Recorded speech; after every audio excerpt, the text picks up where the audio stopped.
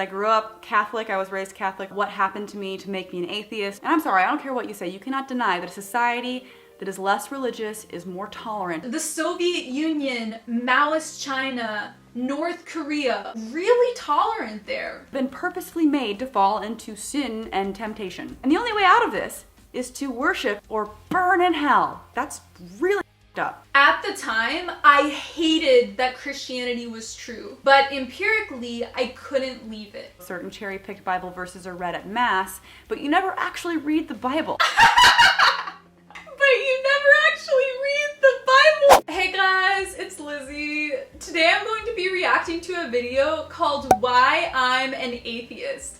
This is the third installment of my Jaclyn Glenn Cringe series.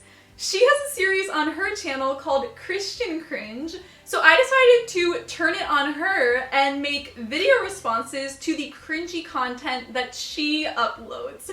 Disclaimer before we begin, I absolutely love Jaclyn Glenn. I've been watching her videos for years, and so this is not at all a hate video. I don't hate her. I just think that her ideas on religion are wrong.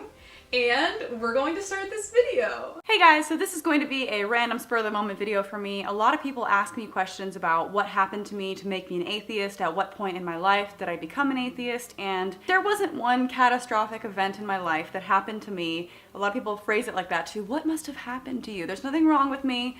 Nothing traumatic happened. It was actually a really gradual and slow process. If you're new to my channel, I am a Catholic convert. I grew up Protestant my entire life and converted into Catholicism in 2018. I have made 100 videos proving that the Catholic Church is the original church that Jesus established, so I will link below the playlist to all of my apologetics videos. All that being said, I have had very atheistic intuitions throughout my life. I questioned so much towards the end of high school, and in 2016, I was very close to completely leaving Christianity and becoming atheist. After going through severe depression for a year, I really began to question the problem of evil because of so many things happening in the world at the time. And I'll link below a playlist of the videos I made at the time for why I remained a Christian, even though it was so painful and against all of my intuitions. At the time, I hated that Christianity was true, but empirically, I couldn't leave it. There's a song I really love. It's called If I Believe You by the 1975, and here's the lyric that I super relate to. I mean, if it was you that made my body, you probably shouldn't have made me atheist. That song is me. There wasn't one catastrophic event in my life that happened to me. A lot of people phrase it like that too. What must have happened to you? There's nothing wrong with me. Nothing traumatic happened. It was actually a really gradual and slow process.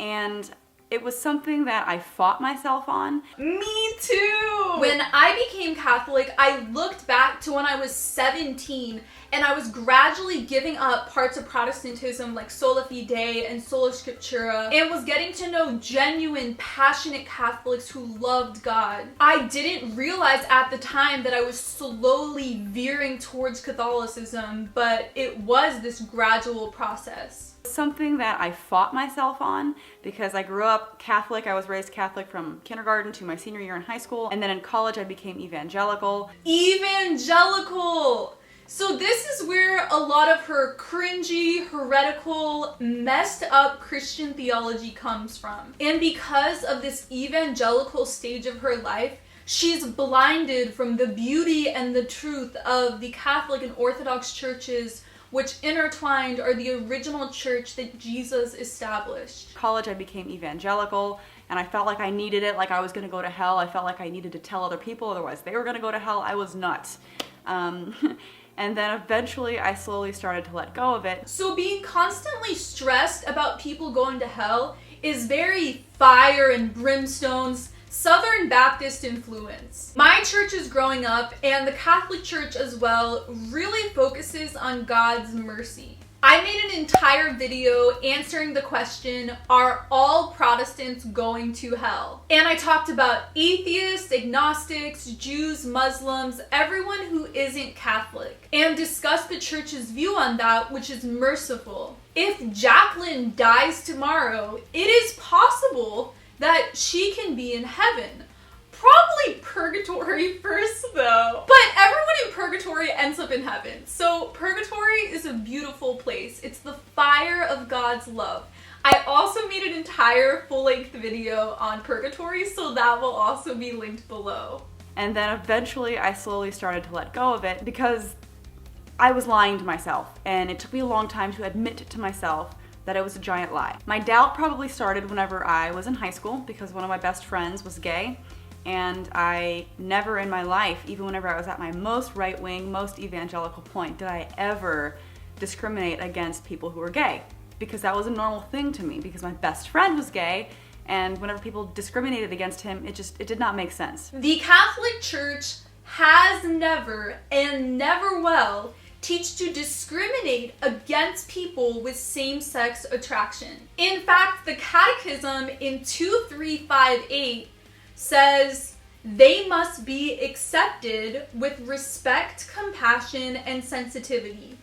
Every sign of unjust discrimination in their regard should be avoided. So Jaclyn was poorly catechized if she believes that the Catholic Church teaches to discriminate against people who are gay. So to see other people use the very religion that I held so near and dear to my heart to bash someone that I was also very close to, I just couldn't reconcile that. Again, bashing someone who is gay has never, ever been taught by the teaching magisterium of the church, and never will. And whenever I looked in the Bible and read Leviticus, where it actually said that you should put homosexuals to death, I tried for a long time to cherry pick that, but eventually I had to come to terms with the fact that that's in there and it should not be. So let me know if you guys want me to make an entire video on capital punishment in the Old Testament. At the time, they didn't have gay marriage. So if you were having sex with someone of the same gender, you were committing adultery. It wasn't something specifically against people who are gay.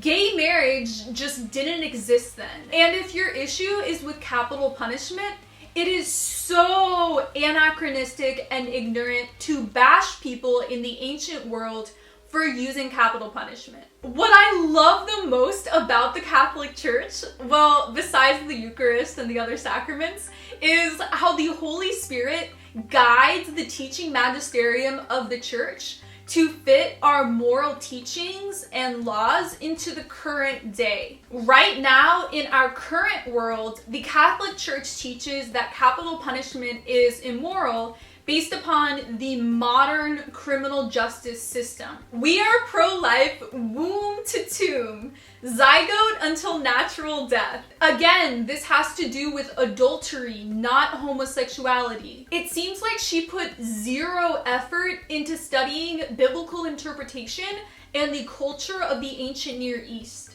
I tried for a long time to cherry pick that, but eventually I had to come to terms with the fact that that's in there and it should not be. It's not cherry picking, it's education. Researching a document written thousands of years ago is not cherry picking. She is bizarre if she thinks she needs zero training in studying the ancient Near East, biblical Hebrew, Second Temple Judaism, reading the Talmud, in order to understand the Old Testament writings. Sola Scriptura is what made Jaclyn Glenn an atheist. Morality that I have is a secular morality. It's a morality that I get from the society that I live in, from the people that are around me, and from what I personally feel is right and wrong. This is the cringiest part of the video. She's upset about capital punishment, but then says she doesn't even believe in truth. She doesn't believe in objective morality.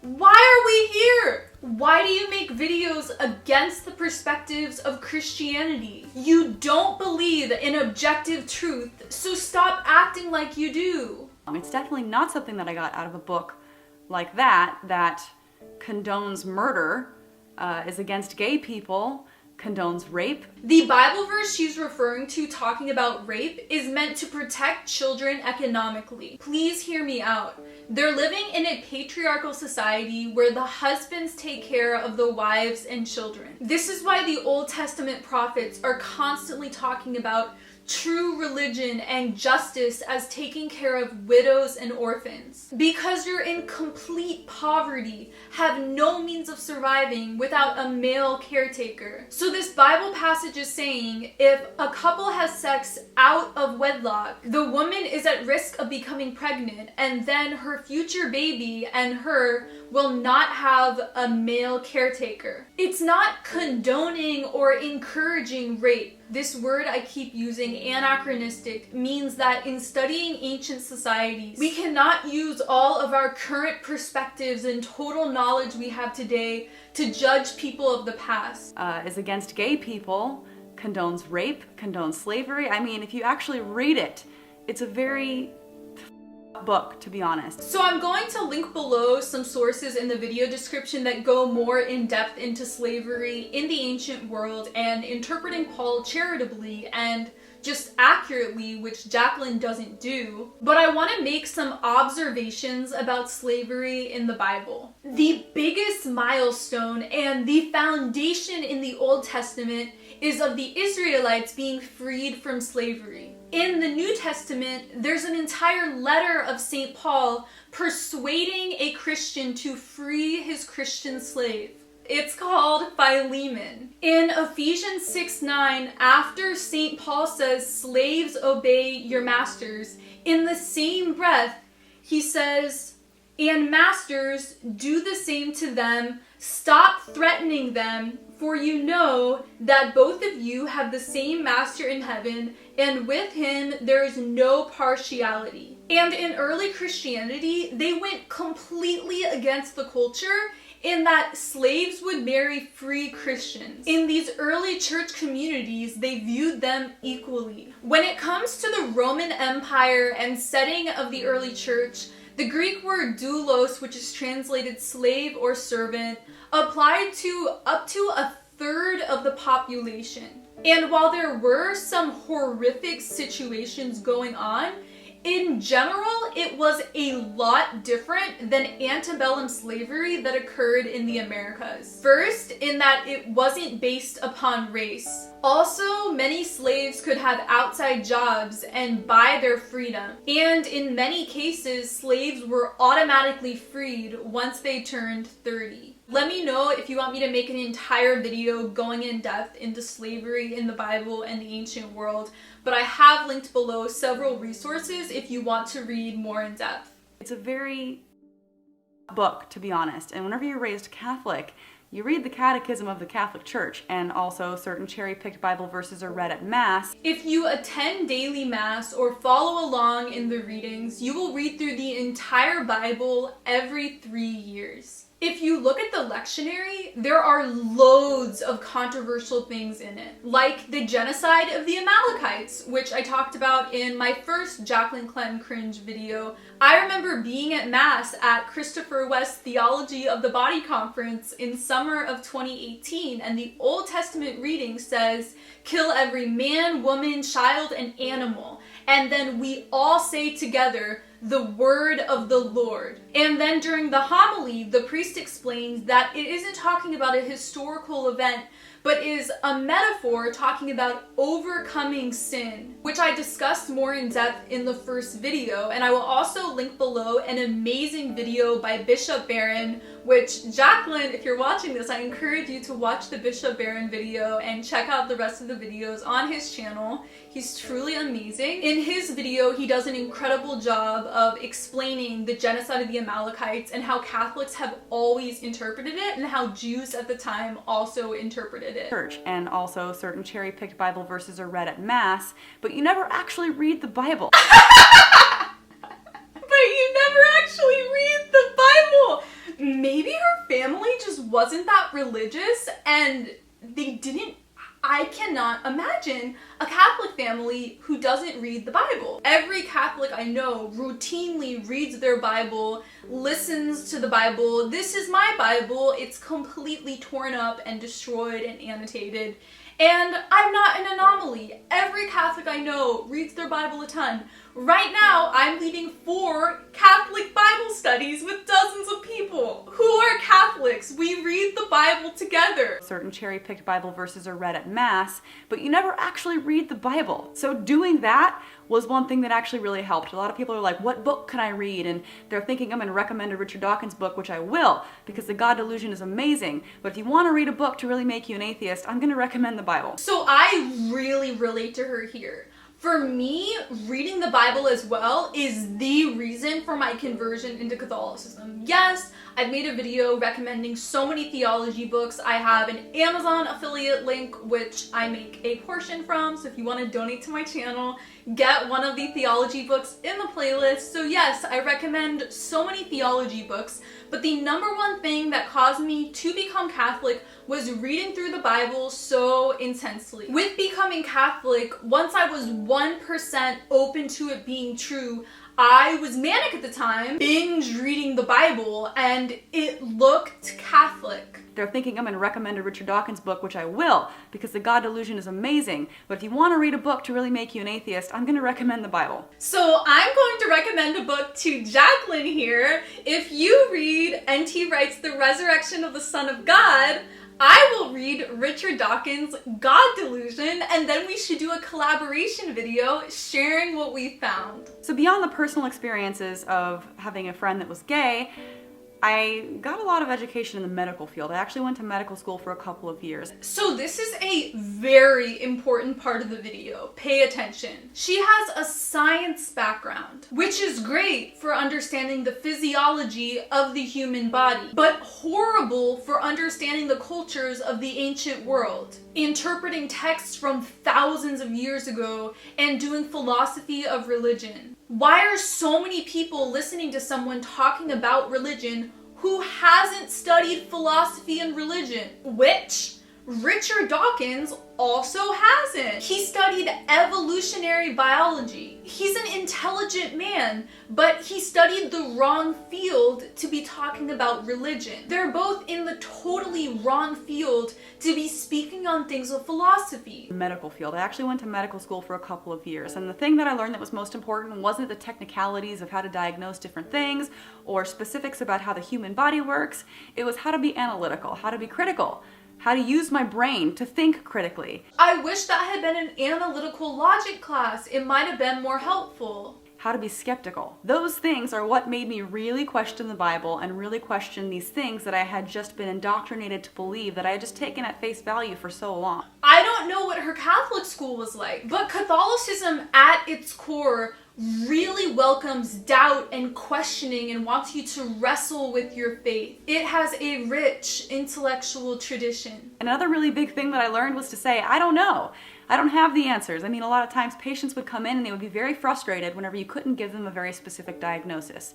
There's a term in medicine called idiopathic. It's what you say whenever you do not know the cause for something. Sometimes all the tests that you do to diagnose somebody come back negative. There's nothing wrong with them, and a lot of them don't want to hear that. They want you to tell them they have something, even if that something is horrible, because having an answer feels good. It makes you feel like you're in control of your life. And whenever it comes to religion, there are a lot of things in this life, you know, whenever you think about philosophy, whenever you think... Yes! I wish she thought about philosophy. Think about our origins, whenever you think about how small we are and how much is out there in the very beginning of things, sometimes you start to question, you know, how it happened, you know, is there something more? These are normal questions. But what isn't okay is to just fill these things with an answer or God, using the God of the gaps. I'm sure you guys have heard of that. It's not okay to do that whenever you don't have the answers. You should use science. This should be something that provokes you into wanting to discover more things. We need to make a distinction here though. If there are immaterial souls and angels and demons and God, these are non-physical beings. So we need to use a different type of science, and that is philosophy. Philosophy is the deepest, truest science. Not just giving yourself an answer because I don't know isn't good enough. Sometimes it should be. And when people come to me and they're like, well, prove me wrong. Tell me why there isn't a God. Prove that there is no God. I can't do that, just as much as I can't prove that there is no flying pink unicorn, that there's no flying spaghetti monster. I can't prove any ridiculous claim. And a lot of people use the phrase, absence of evidence is not evidence of absence, which is the most ridiculous argument that I could ever hear somebody use, because like I said, that could literally be applied to anything that I make up. The burden of proof is not on me. The burden of proof is on the person making this extraordinary claim. You've all heard it, right? Extraordinary claims require extraordinary evidence. In my philosophy of religion class, we spent a lot of time on this, and basically whoever has the burden of proof is most likely to lose the argument, because it's so much easier to refute a claim than to prove it. But I think that absolutely we can prove Christianity and prove God's existence by proving the resurrection. If you don't have evidence, I'm not going to believe it. I put a very high value on evidence. A lot of people point to any random thing that they see, and you will see Christians and people of all different faiths doing this all the time, where they say, well, just look at the trees, look at the stars, look at the beautiful nature. God did that. No, I'm right here with you. I don't think look at the forest and beautiful sunset is a good argument for God. But this is typical of Jaclyn, always finding the weakest arguments and going after low-hanging fruit. Again, I challenge Jaclyn to read Resurrection of the Son of God, and if you do, then I'll read God Delusion. That's not evidence. That's evidence of trees and evidence of stars and evidence of nature, not evidence of something supernatural that there actually is no evidence for. A lot of these people cling to different religions and sometimes very specific things within that religion, and they don't realize that there's around 4,200 different religions in the world right now, and they don't believe in 4,199 of them, yet they're so certain in the one that they've picked, and everyone else is wrong except for them. Which is why the Catholic Church has such an open view of salvation. Those born in a place not knowing God and ignorant of the gospel are not automatically damned to hell. So she's making this too black and white. There are truths in all religions. I think it can best be explained as a dartboard. The Catholic Church is the bullseye, and then around it are Protestant churches, Islam, Judaism, and all the other religions. Something important to remember is that there is only one God, and so every religion is shouting praise to the one true God. So many religions surrounding the bullseye of the dartboard, and there is beautiful truth in each religion. That doesn't mean that the Catholic Church, that Catholic Christianity, isn't the bullseye, but surrounding it, there is beautiful truth. And their evidence is just that feeling that they have. Who says this? I've grown up my entire life as a Christian. I went to a Christian university and I've never heard this. From my scientific education, it's very hard for people to say evidence whenever it comes to stuff like that. Just the same where they're like, oh, that's just a theory. When talking about evolution, they don't realize that gravity is a theory. These are words that you can't just throw out there. What? Why are you lumping together all Christians into the same category and saying they all don't believe in evolution? Catholic Christians do. Catholics in the Middle Ages built hospitals, created the university system. Catholics like Mendel, Pascal, Galileo made huge advancements in astronomy, evolution, and genetics. My standard for evidence is peer-reviewed, testable evidence, falsifiable. The stars are pretty is not evidence to me. Sorry. Yes! I love peer-reviewed. There are so many amazing peer-reviewed philosophy and religion journals. And the dangerous part of this is people actually take a lot of this stuff literally. They think the Earth is 6,000 years old. It terrifies me that otherwise intelligent people from hopefully an intelligent species cannot reason to that low of a degree. I mean, you can show somebody something, you can put the actual evidence right in front of their face and they'll ignore it because some ancient book of fairy tales says something else. And they cling so strong to this belief in something out there that they're not gonna believe something that's right here. So now she's talking about young Earth creationists, and it's shocking to me that on such an important video, Why I'm an Atheist, she's going after the lowest hanging fruit. Like 99% of Christians are not young Earth creationists. I mean, you can show somebody something, you can put the actual evidence right in front of their face and they'll ignore it because some ancient book of fairy tales says something else. And they cling so strong to this belief in something out there that they're not gonna believe something that's right here. So like I was saying, proving that immaterial beings exist involves a different type of science. But at the same time, God came down as a physical person in the 1st century in the person of Jesus. So the evidence you want of physical material and physical resurrection is there. But you need to study it historically through ancient documents like Tacitus, Josephus, the Gospels, St. Paul's letters, and of course the Church Father writings. And I don't like the fact that a lot of religions teach people to not think. It's almost like your mom is yelling at you and says you can't do something.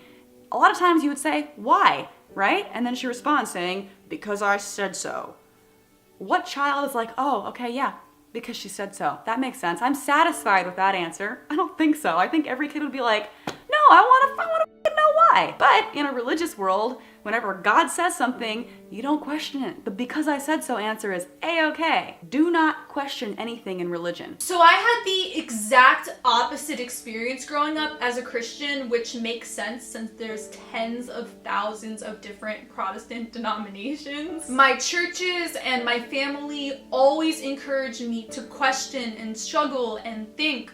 My house growing up was covered in books, and we were always allowed to doubt our faith and ask questions and intellectually think through the arguments. You can think of Jacob in the Old Testament wrestling with God, and that was an image that was brought up to me when I was a child, and just something always encouraged. You know, if God actually did create you with everything that you have, then he created you with a brain. So if you are really religious and you can't get around the fact that maybe there isn't a God, at least don't cling to these ancient, ridiculous things that are presented to you as fact that are clearly untrue, and things that are presented to you as moral that clearly aren't. At least throw those out. So this is absurd for her to bring up because at the beginning of the video she said she doesn't believe in objective truth or objective morality. It's always so important to look at how the religion is interpreting their own text. That are clearly untrue, and things that are presented to you as moral that clearly aren't. At least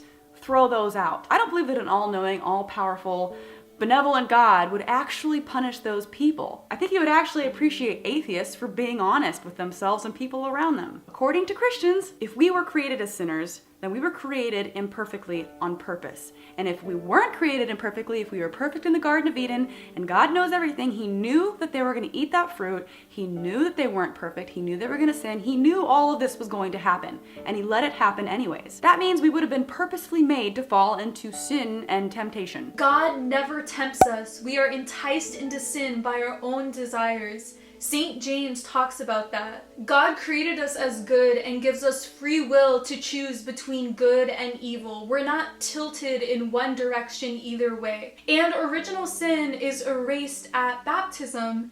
The effects still resound, but it's gone. So our first parents did sin, and they created this phenomena of original sin. But it's important to view parts of the story as allegory, like a talking snake eating an apple. But in scripture, it also says that we sinned in Adam. So we were also part of it. It's a false assumption to say that now we're less perfect. God created us as good. Everyone but the Virgin Mary sinned in Adam. And I made an entire video on the Immaculate Conception and why Mary is sinless, so that will be linked below. I used to think it was crazy that Catholics thought that and that everyone was brainwashed to believe it, but it's actually very biblically based, and the early church fathers believed in it. And the only way out of this is to worship and essentially kiss the very being that put us into this situation to begin with. Either that or burn in hell forever.